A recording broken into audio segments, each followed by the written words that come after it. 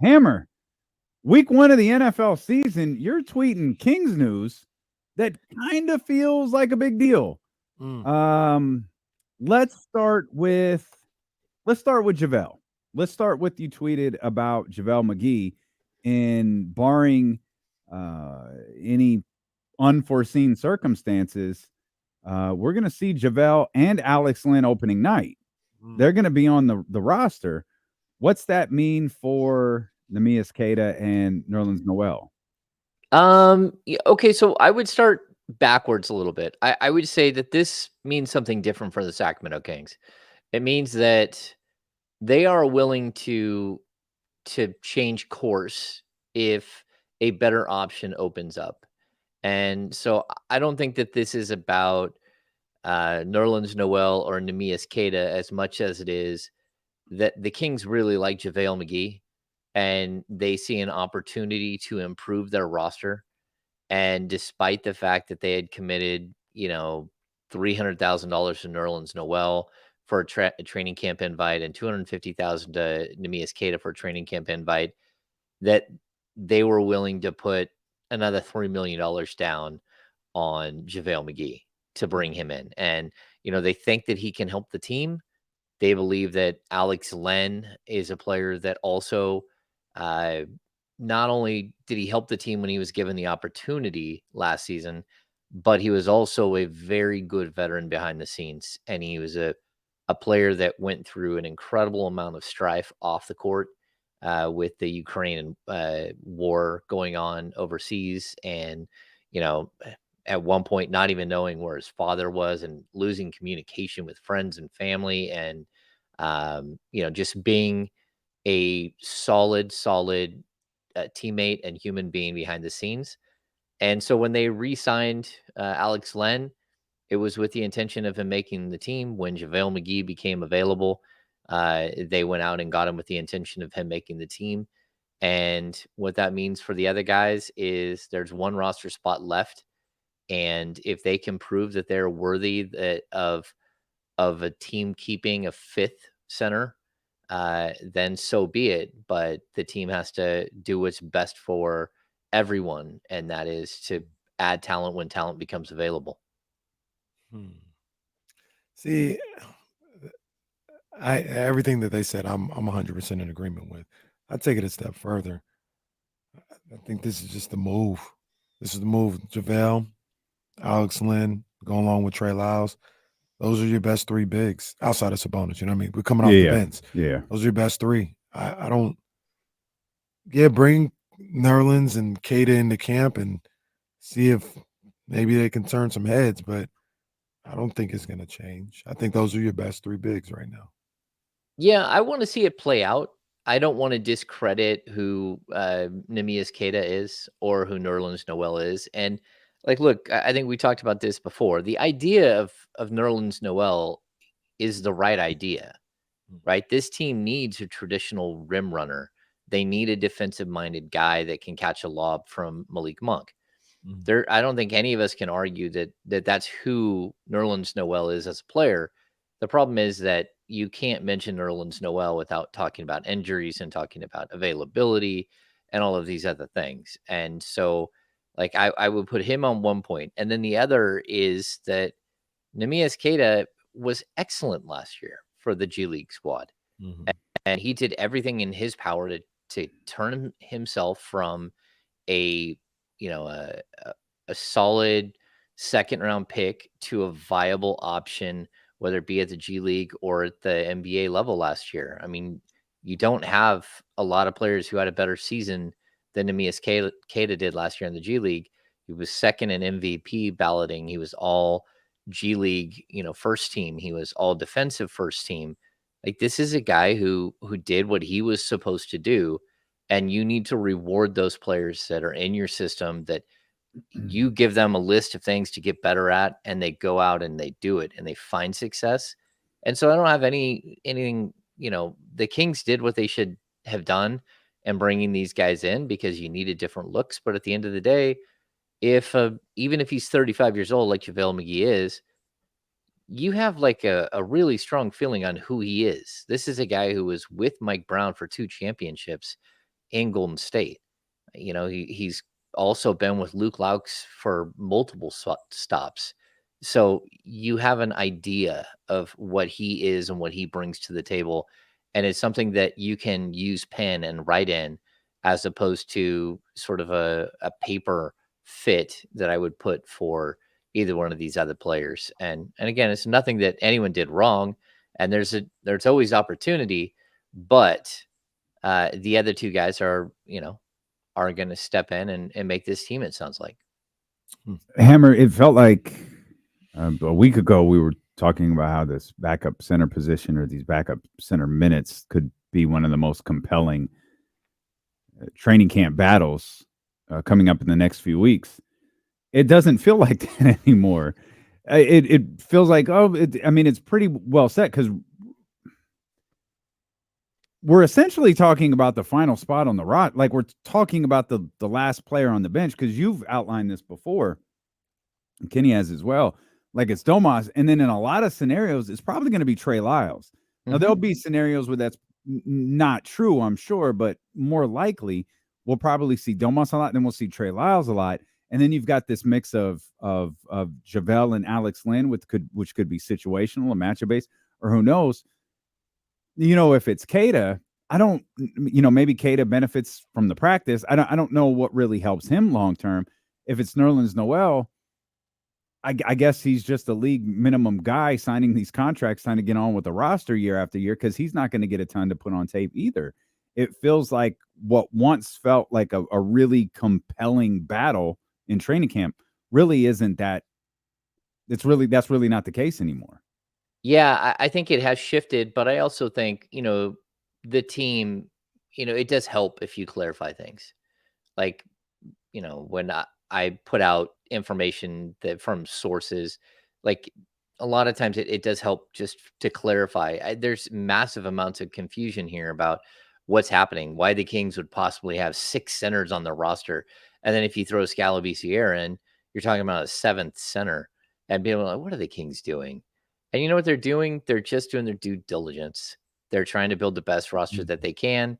And at certain points, you think you have your best roster, and then things change. Yeah, the NBA it shifts all the time, and players become available that weren't there before, and players who you thought might be available don't end up being available, and you have to have plan A and B and C and D and probably E and F in this situation. And so I think this also, like, you have a lot more faith coming into camp that you know exactly what you have, which means that you can do other things too, like use Trey Lyles more at the power forward than you thought you might need to, or that you might be able to. So I do think that it moves things around and forces you to adjust what your expectations are all the time. I I look at the big man situation, and I really love what the Kings are doing here, as far as not only um, having more big men on the roster than they had last year, but you have different styles, right? I think Alex Len could go up against more of a, I don't really know who these guys are around, maybe like a DeAndre Ayton, but I'm thinking more of like a plotting big man. You can use Alex Len in that one. If you got an athletic guy that, is really focused on like a Kevon Looney getting on the boards and being active, I think JaVale could go against him. And then if you got guys playing small ball, you got Trey Lyles right there. So it's the versatility with these big men. And even I think Keita and Nerlens Noel, if they get involved, they fit that same bill. It's the versatility of the type of big men that they have that I love what Monty's doing with that. I think that's a great way to build that roster and build that position out. Well, I'd also point out, Kenny, if you plan on being good, right? If that's your goal, is to be good, which the Kings, that's their goal. It's not just to make the playoffs, it's actually to find success in the playoffs and to eventually play for a championship.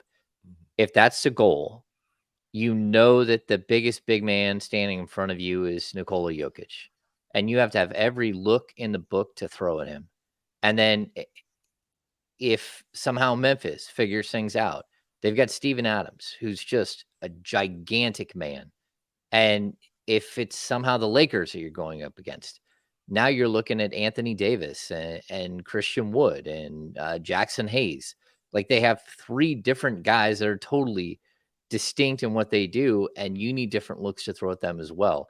So while I know you don't want to keep like so many specialty players on your roster, players that aren't going to play major minutes in your rotation all the time, you do have to have all these different looks. You need a small ball, you need a shot blocker, and then you need a giant.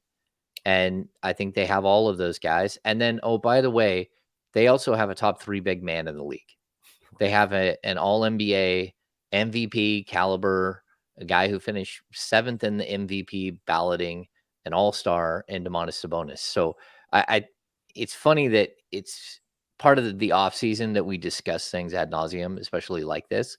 But we're literally talking about who's fighting for 13 minutes of play behind Domantas Sabonis, because that dude's playing the bulk of the minutes.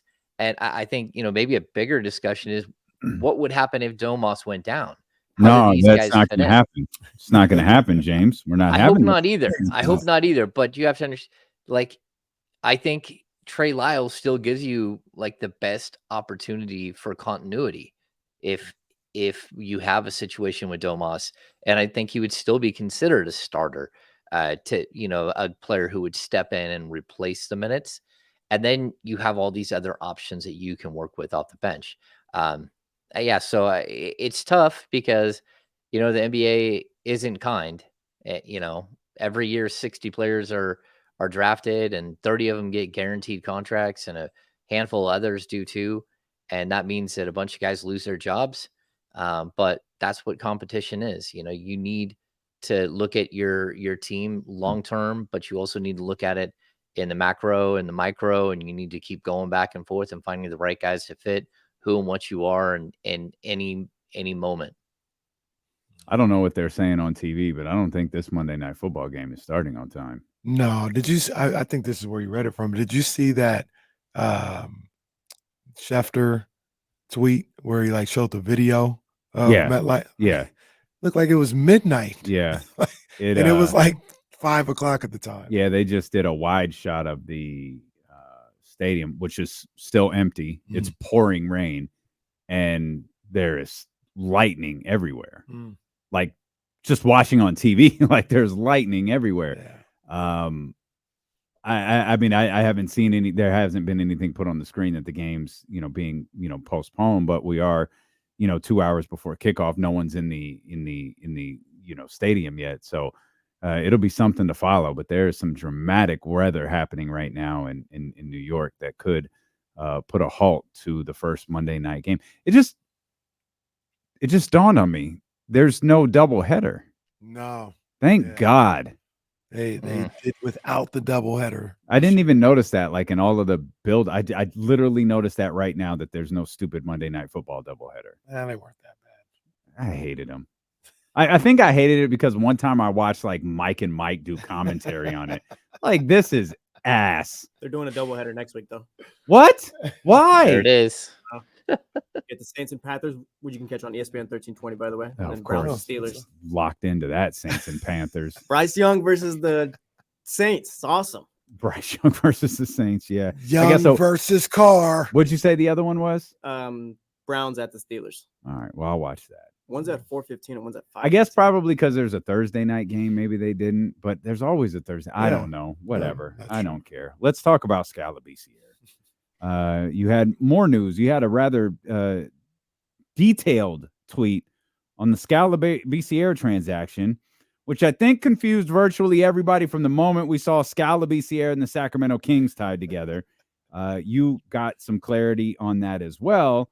And while the name on the jersey does say Kings, it may not be the Sacramento Kings that Scalabisiere is playing for. Yeah, this is another tough one. The Kings maneuvered to trade for Scalabisiere's rights for the G League. And, of course, he played for the Mexico City Capitanes, I think.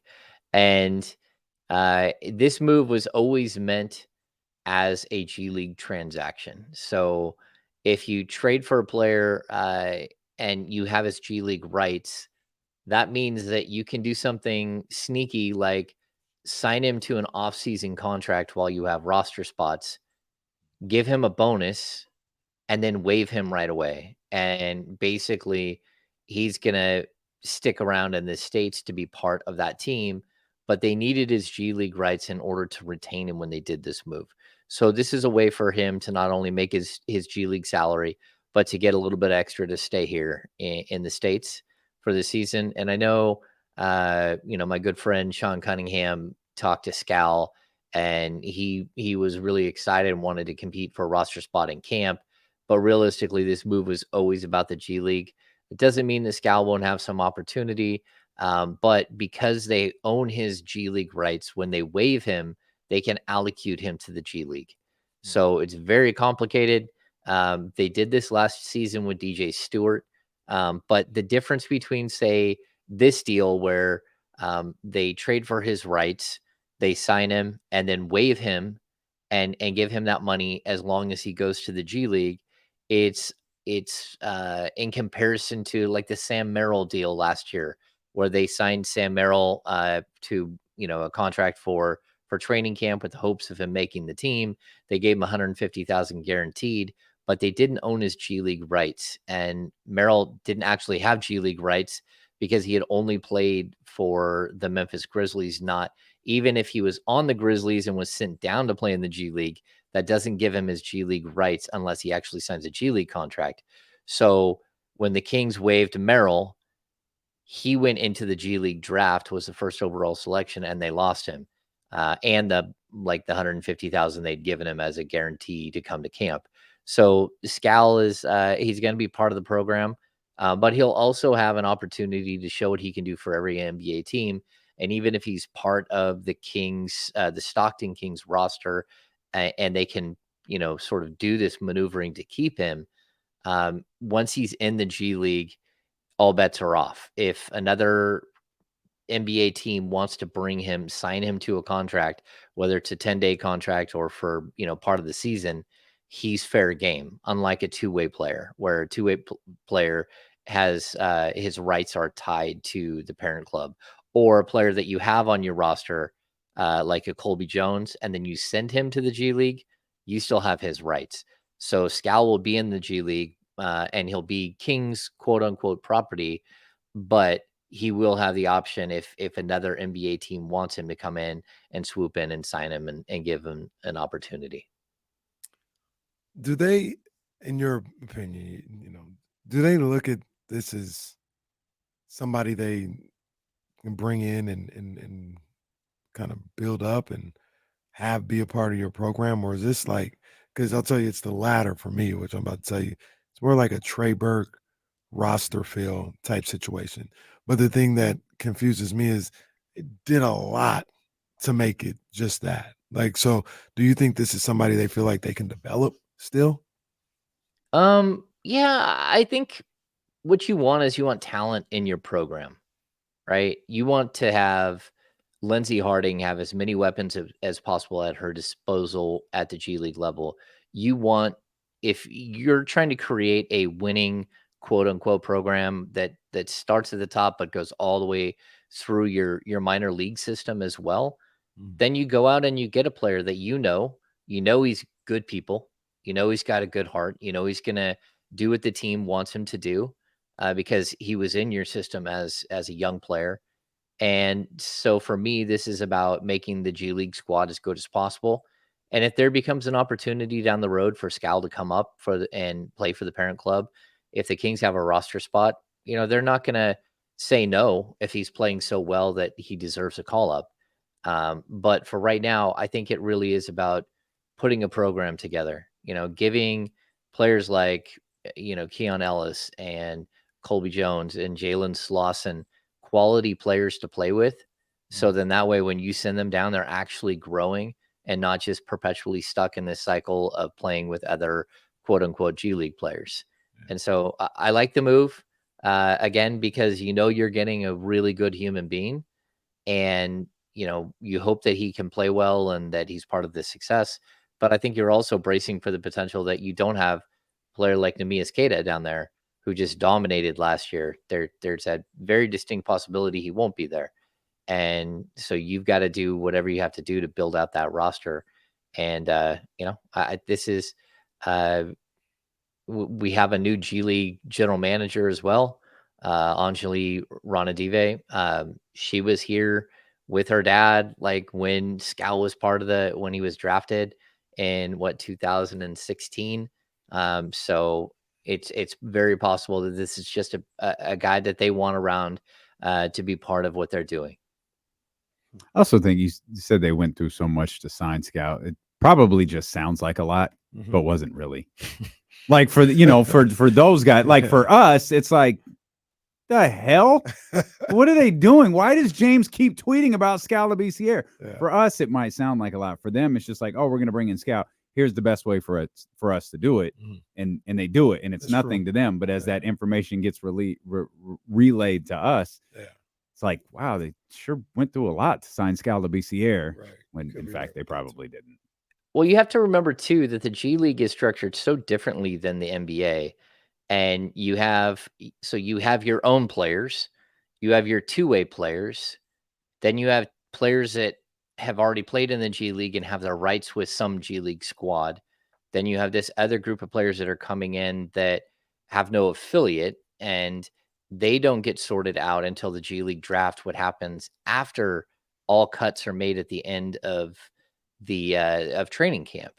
And so again, you have all these like different like buckets of players that you have to sort through, and some have a bunch of experience, some have very little experience, and you need to figure out how to build a roster. It's very complicated, and we're knock on wood, it looks like we're out of the COVID times where you have all this movement where players are going back and forth between the parent club and the G League squad.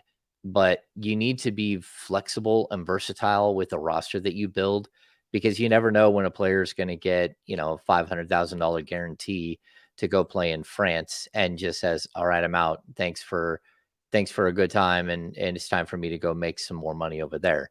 So again, you have to be flexible, and you gotta build a bunch of, sort of trap doors into how you're building your roster. It's fascinating.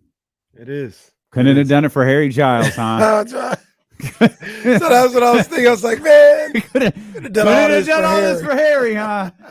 Poor Scal. Yeah, like Scalabisiere. That was the same thing going through my head, man. I was like, man, we could have got Harry. But, I mean, we got Scal. Scal, like we said, Scal is good. Not that Harry isn't, but Scal is good people.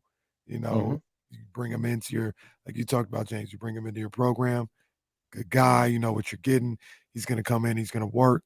He's going to do whatever it is that's going to be asked, whether it's getting this guy ready for the NBA, like above your opportunity to get into the NBA. Yeah, and I hope that happens more.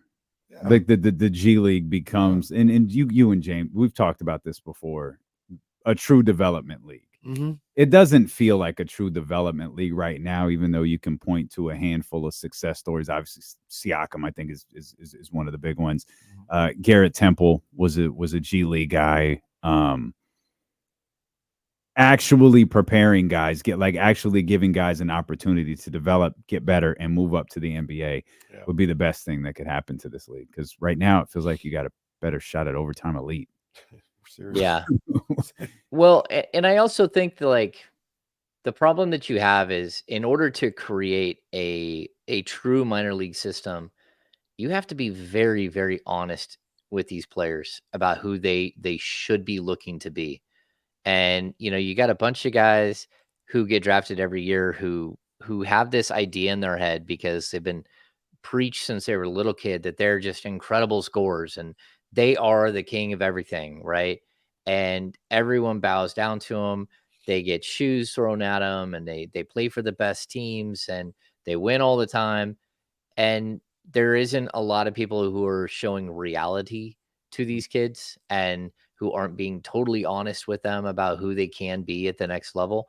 And until the NBA has a true moment where you understand that there might be one or two players on a G League roster who have potential to become a Siakam, who have potential to become a rotational NBA player that could start or something like that. There might be one or two that even have the potential on each roster. The rest of the guys have to have like this coming to Jesus moment where they realize that they have to fit a role if they're going to make it. And unless you can get the kids to buy in, they're not going to.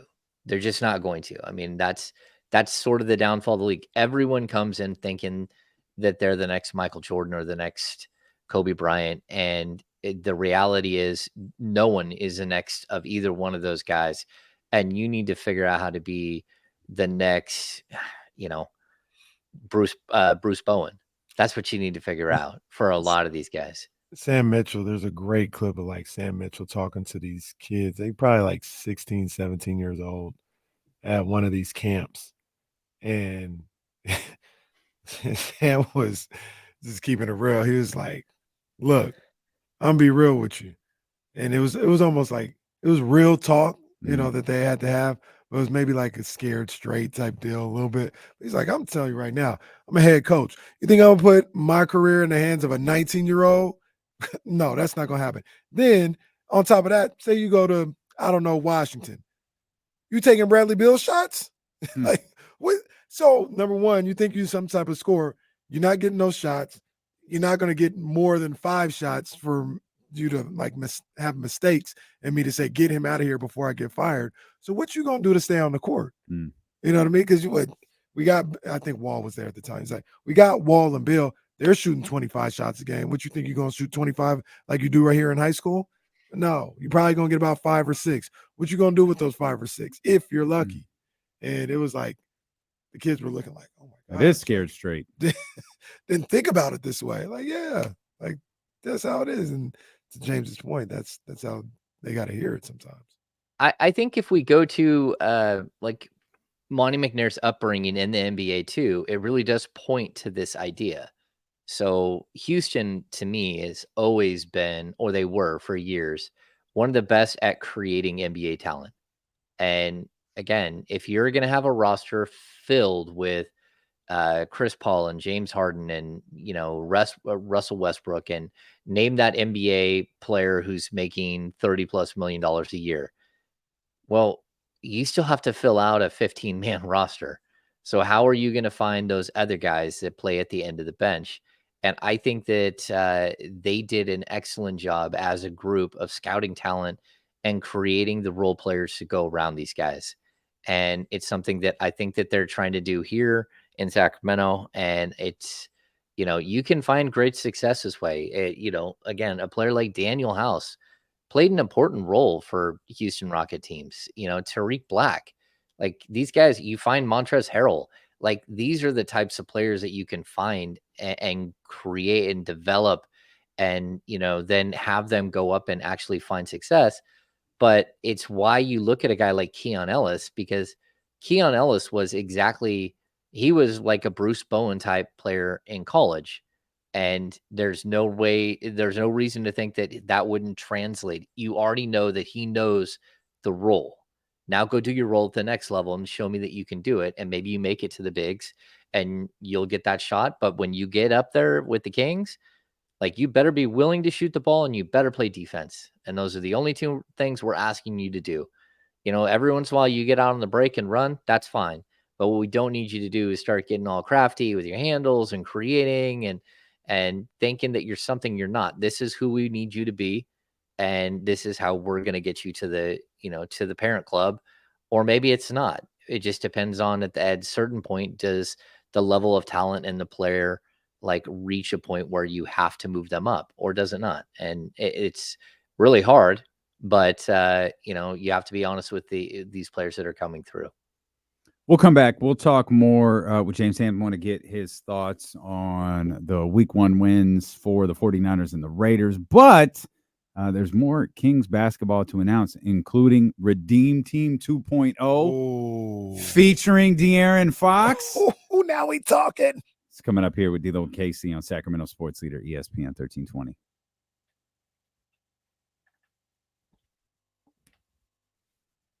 Sorry, I didn't look at the clock. That's all right. It's all right. It's the last break of the day. We're fine. Yeah. Long 48 hours. Yeah, I bet. I bet. It just doesn't get easier as you get older It's to run significant. ragged. Yeah, it's tough. Yeah. It's tough. But as long as you had a good time, that's what matters. Yeah. At Yeah. least you got to see one show while you were out there. Oh no, we had a good time. We went out to dinner and went out to a piano bar at the New York. That was fun. Where'd you guys stay? The Win. Oh, very nice. Yeah, we did a last minute deal, and Were it ended up being you? Could you see the sphere from your window? No, it was around the corner, but we did see it on the way in, and even this morning as I was heading towards the airport, I knew Kyle was up driving in, and we drove by the sphere, and they had it set as a moon, and it was pretty sweet. Yeah, it's pretty wild. It's interesting. Oh yeah, there we go. Oh yeah, yeah. That's us driving by the moon. Our room was looking, because the Win I think was right next. I think the Win is right across from the Venetian, and we just happened to be on the side of the building where we looked out the window, and there was the sphere. And it, the funny thing is you say it's around the corner. It's not particularly close. Like it looks like, oh, it's just right around the corner, but it's like a mile. Well, that's like that's like the story of the Strip, right? Like people Yeah. like think like, oh, MGM is right next to the 100%. Win. No, it's not. That is so far away. Yeah, yeah, it's not It's even wild. Especially when like you're walking everywhere. Like Yeah. if you're driving, maybe it's not far, but like people don't get cars out there more Yeah. times than not. So you're walking like, oh yeah, I'm staying at the MGM. Come see me. Where you at? I'm at Yeah, the Venetian was Venetian. the Venetian and the Win. They're on like one side of the Strip, right. and then like the Luxor, like by the stadium, it's on the Mandalay Bay. It's on the complete other That is side. Such a long Everything we did was on this side, but we're Yeah. staying over here. Great place to stay.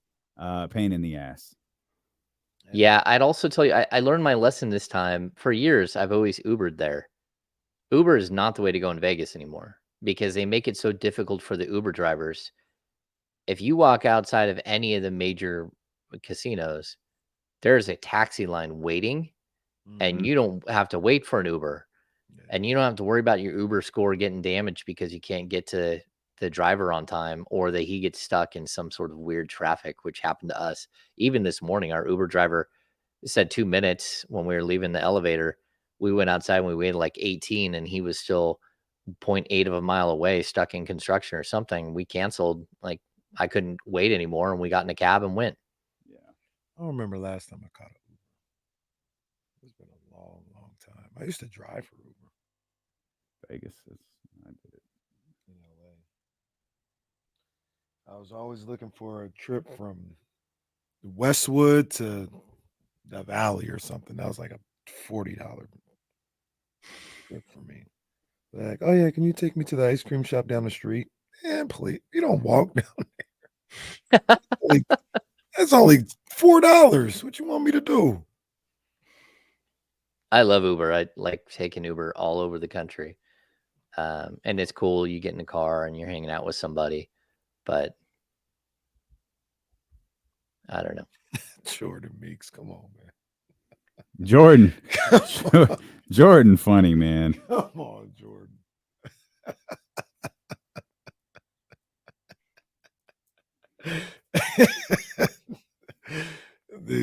He said it right there in the comment. Girls on the Strip. HBO just directly to the point. They have one for Vegas. I think the one for Hawaii too. I love that the person who disses Ramsey the most is actually Katrina. Yeah, we're coming back, James.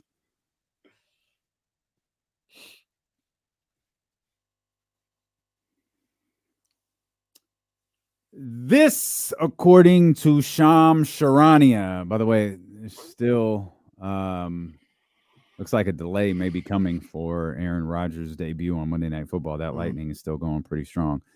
This in from Sham Sharania. Dame Lillard will not report to training camp if he's traded to a team other than Miami. At this point, ... the only 2 training camps that Dame Lillard would report to, in theory, are Portland and Miami. Interesting. I think that dude's starting training camp in Portland. And I don't. If I was Portland, Portland and Dame, like, don't report. I know you hate this, but we're looking for a trade. We're like, what are you doing here? What you gonna play? I'm Portland. 35 minutes. What you gonna do? It's like, Dame, you're a Blazer for life. We'll hang your jersey up here. You're fine. What you gonna do? You gonna play 35 minutes for the Portland Trailblazers? No, I don't know. Let's just facilitate this thing. You go home. We'll figure it out. Why wouldn't he play for the if he would report to camp? Why wouldn't he play 35 minutes? Why wouldn't he play the first 20, 30? Why wouldn't he just play with the Portland Trailblazers? Delaying the inevitable. Securing the beam, do it in the chat. What's the odds he just doesn't get traded? He's just with Portland. I think it's really high. Like, I'm not talking about like beginning of the season. You're like, he's just not going anywhere now. I think it's really high. That would be a mess. Would it be though? Yeah, it'd be a mess. Because number one, you're not going to be any good. Number two, you got their franchise guard that is he even going to start at this point, or you got $37 million off the bench. And did you ask if Dame's going to start? No, when I say franchise, I'm thinking Scoop. Oh, you're talking about your new franchise, yeah, not the old franchise. Okay, all right. And you got $30 million in Anthony Simons, on the bench or starting or whatever. Shaden Sharp, what you doing with him? I don't know. I'm not the general manager. It's time to move on with life. To me, this feels like the police officer on South Park who just sits there. Shams is this guy just going, nothing to see here. Move along, please. While everything's burning. Like, that's what he's the police officer in this scenario. I don't know what voice that is, but that's very funny. That was funny. That's very funny to me. Yeah. I don't know. Like, look, you're under contract.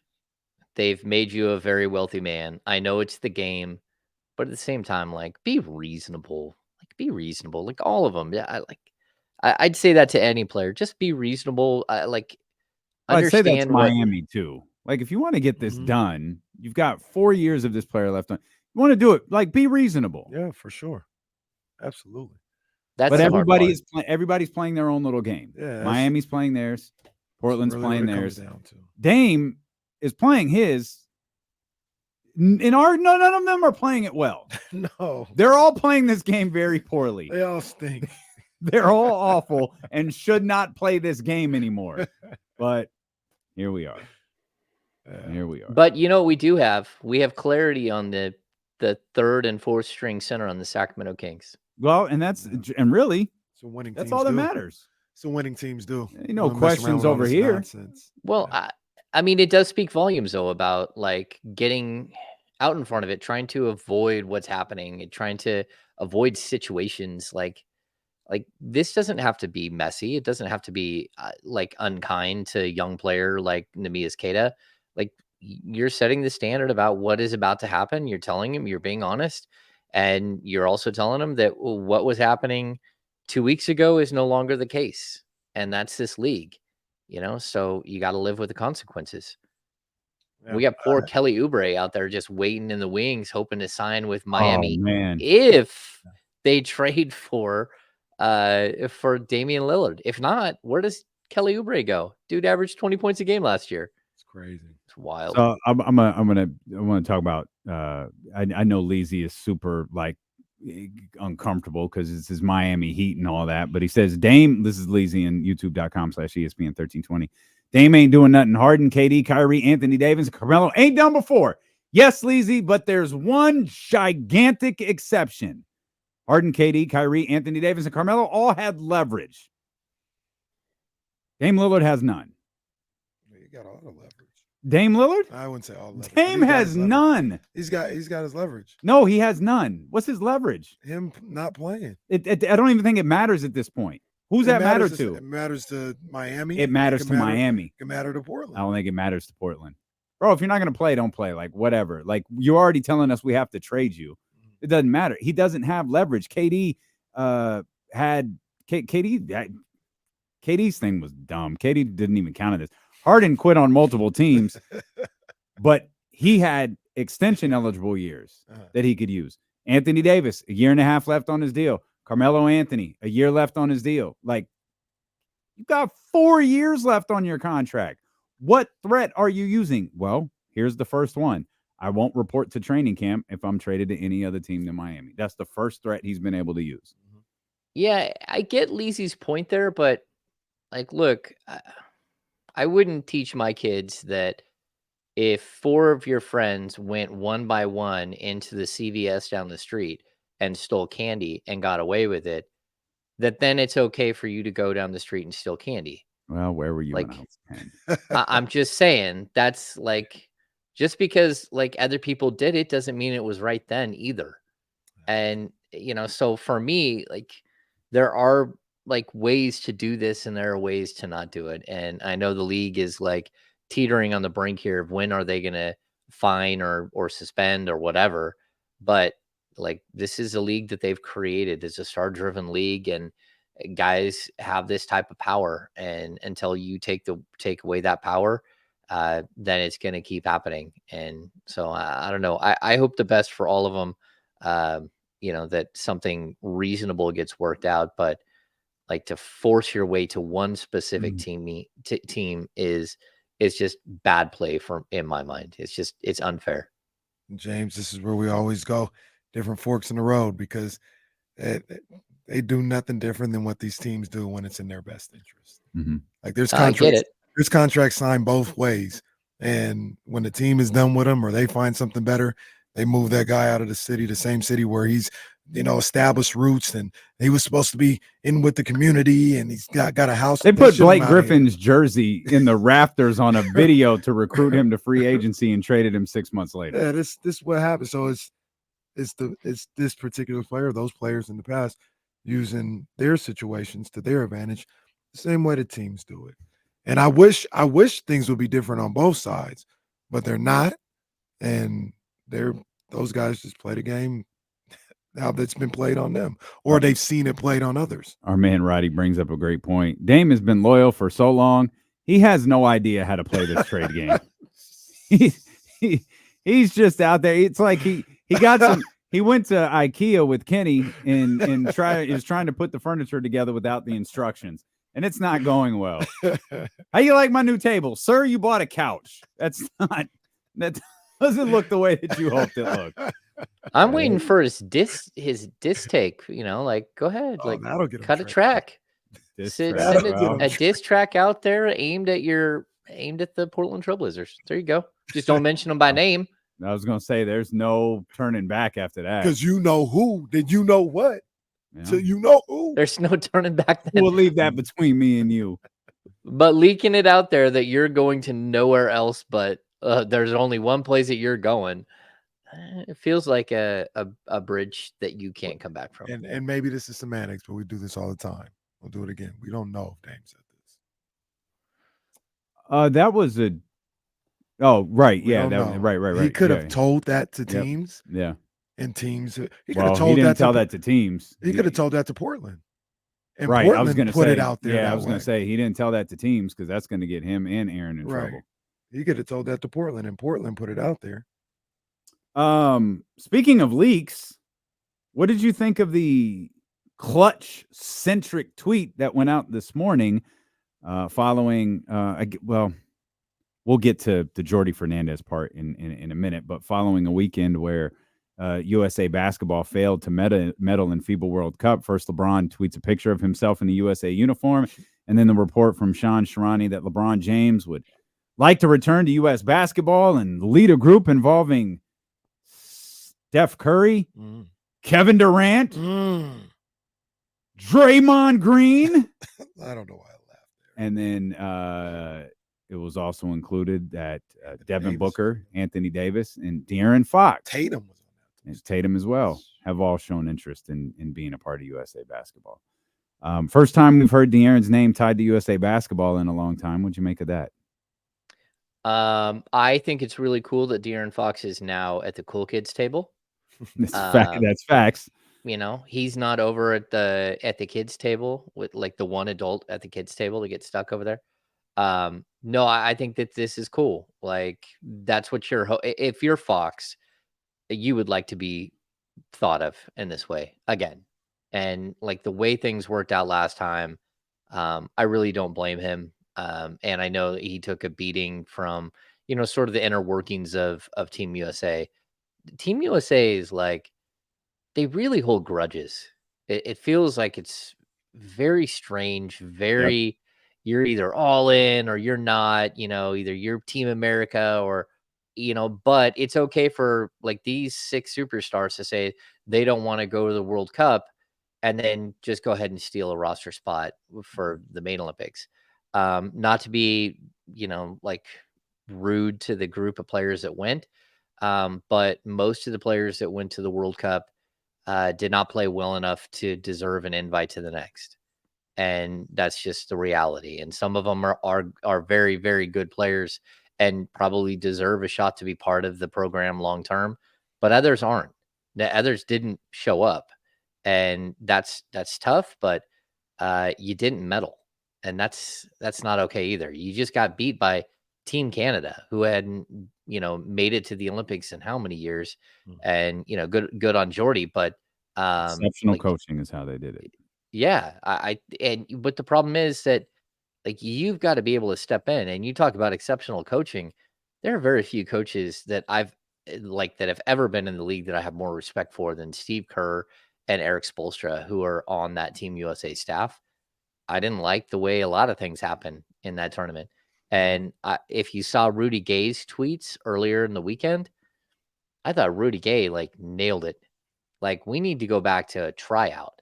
Like we need to have a true tryout where people are earning their spot on the Team USA, where you come into camp and you hope you make it. And there are 5 guys at each position and they might take 1 or 2 and you got to put it all out there if you want to be part of that team.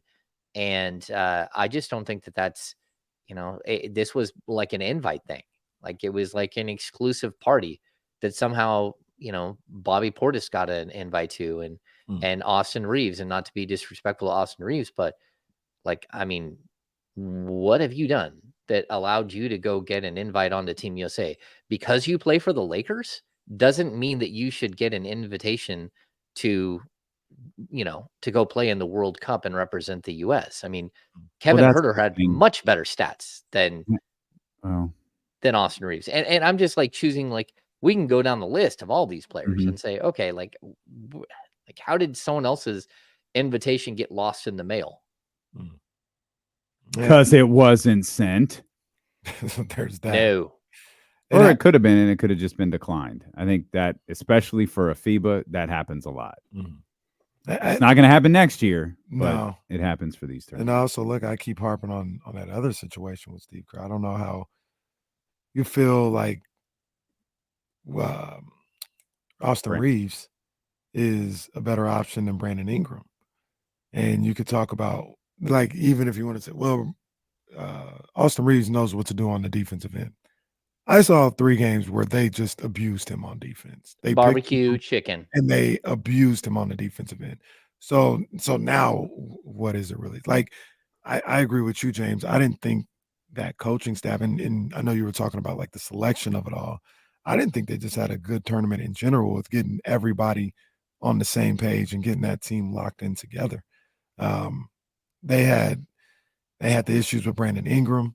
There was other playing time situations as well. I like both of those. Well, Steve Kerr's the head coach, so I'll leave Spoelstra out of it. But I like all the people that were on the coaching staff. I didn't think that was their finest moment at all. So we'll see what happens in the Olympics. You lost to Germany because in the 4th quarter, they just kept, setting screens until they got Austin Reeves in isolation, and then they burned him. That's they went at him every single play. Like that's not everyone could see it. Like, why didn't you change the lineup? Like if they would have, let's say they would have just like taken him out and put in someone else. Well, then you still had Tyrese Halliburton on the court. Like there were other situations that were going to happen. Like there were other players that could have very well been in the same exact situation. But Dennis Schroeder running to the rim at Austin Reeves, was like, that's what happened. We can't hide from it. And again, like, I don't want to be like disrespectful towards Austin Reeves, but representing Team USA means you're one of the best of the best of the best. I mean, the dude averaged 12 points a game last year. So I'm not trying to like just single one guy out, but again, like Walker Kessler. Okay, great shot blocker, but like, had he earned a spot on the Olympic team? This isn't a Christian Laettner situation where the guy just led his NCAA team to like back to back, Final Four appearances and was like one of the most known players in the college game that you brought along with you. And even then, it didn't feel right. This is they like, just couldn't take Shaq. yeah, it's a Too many centers very already. It was a very weird, like, roster construction of like, who are you friends with? And I'm like, I don't get it. I think it a at lot all. of it with them is who'll say yes, who would be like happy to do it. I think a lot of that, like you talk about USA basketball being weird, that's a part of it. Maybe the Lakers stuff is a part of it. I don't know. I don't think so, but I think it does have something to do with it. But on the flip side, once again, RIP. Are we going to do that forever? Forever. Okay. I just want to make sure. I just love when more people join the show. Oh, Kenny lost his friend Flipside. That's so sad. He pays tribute to him every time. It's very sweet. Flipside was my friend. It was all our friend. Tell it went south for the 49ers and you got rid of it. That went south. They won 12 games in a row. Flipside was gone by then. Yeah. What was going on? No. That's what the streets say. I think part of it, you talked about it, Damien, is people who will say yes, and people who want to be there. And we campaigned for De'Aaron Fox to be there and all this other stuff. Well, on the occasions right now, you don't even really want to be there. So, like, and I'm sure there's other, like James Harden is probably like, why would you go ask these guys? They don't want to be here. But there's probably, yo, I'm having something at the house this weekend. Who gonna be there? True. You know what I mean? It's like, hey, you want to join USA basketball? You want to be on the FIBA World Cup team? Yeah. Who gonna be there? Austin Reeves, Tyrese Halliburton. I'm good, bro. Like LeBron there? Nah. Steph coming through? Nah. KD? Nah. Though, next time. I get the next one. But Fox was interested. We've heard that. Fox was interested. And so if he was truly, I mean, I'll chase it down eventually. Well, but if he truly was interested and going and being part of this, he probably would have said yes so he could get back in good graces and be part of the Olympic experience. But the opportunity wasn't there. And it wasn't there because like 4 years ago or 5 years ago, they wouldn't commit to him and asked him to get on a plane to Australia for 2 weeks with no promise of either even making the team. He had no promise. They got to Friday night matchup against the Spanish national team down in Southern California, and he was the third point guard behind Derek White. And you're looking at Popovich like, what in the world are we doing here? Why are we getting preferential treatment for one of your guys over a budding young star in the league?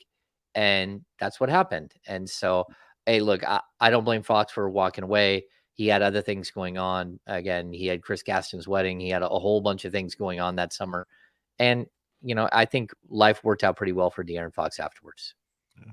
You want more D'Lo and KC? You have got options. You can flip over to 1025 where we're giving tickets away to multiple different things, beginning right now, actually.